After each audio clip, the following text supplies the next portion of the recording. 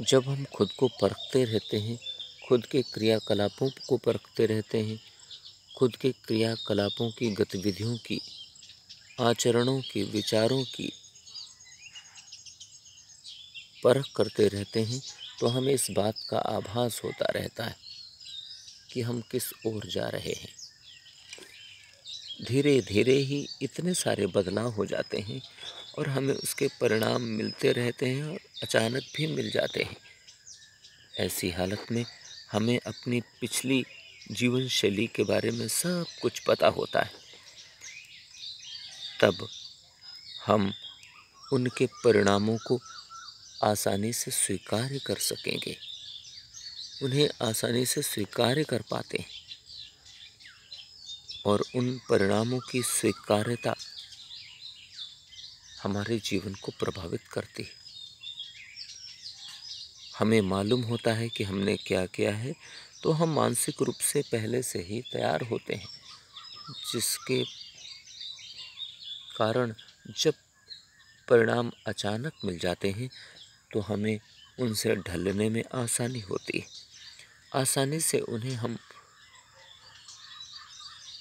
स्वीकार करके सहन कर सकते हैं।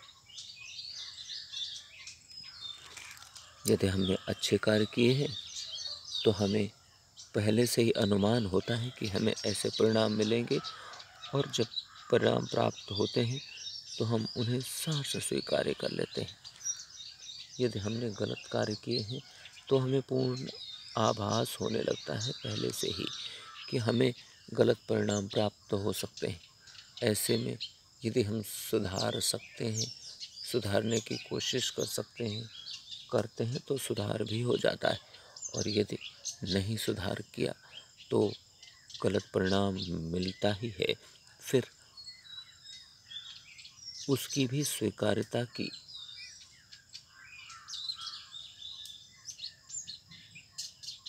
बात आसानी से हम समझ पाते हैं और स्वीकार लेते हैं। गलत कार्य को करना ना स्वीकारना तो और गलत बात है। गलत कार्य को करना और स्वीकार लेना, उससे न स्वीकारने से कुछ बेहतर ही है। जब हम यह आभास कर लेंगे, स्वीकार लेंगे कि हमने गलत किया है, तब वहाँ पर संशोधन की गुंजाइश बढ़ जाती है, बदलाव की गुंजाइश बढ़ जाती है, सुधरने की गुंजाइश बढ़ जाती है। यही विशेषता है खुद की परख करने की, खुद को परखने की इच्छा शक्ति हमें अनेकों बदलावों को स्वीकार करके बदलाव लाने में मददगार हो जाती है। सामान्यतः ऐसा देखने को कम मिलता है।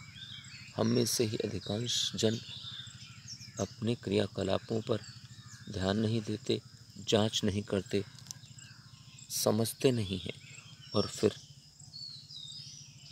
जब अचानक हमारे कर्मों के ही परिणाम हमें प्राप्त होते हैं, तब हम बेचैन हो जाते हैं, व्याकुल हो जाते हैं, विचलित हो जाते हैं, या फिर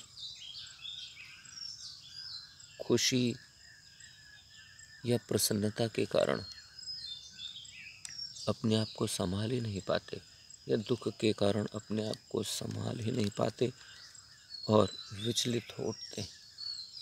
ये करना ठीक नहीं है, ये हमारे शरीर के लिए उचित नहीं है। यदि हम चाहते हैं हमारा जीवन